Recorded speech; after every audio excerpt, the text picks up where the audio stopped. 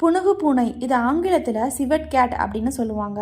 பேர்ல மட்டும்தான் கேட் இருக்கும், ஆனா உண்மையிலேயே இது கேட்டோட இனத்தை சேர்ந்தது கிடையாது. இது விவிரிடே அப்படின்ற ஒரு குடும்பத்தை சேர்ந்தது.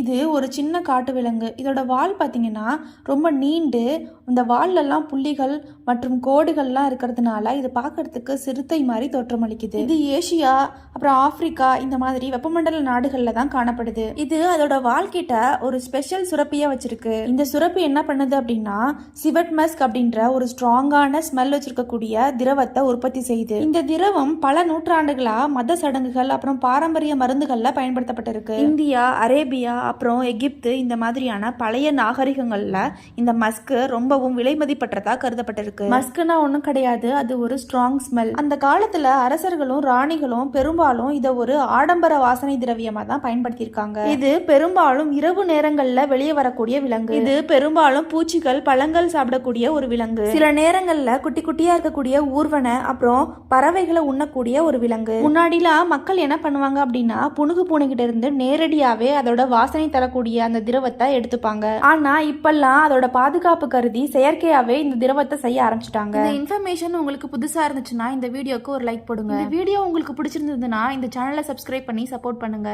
தேங்க்யூ.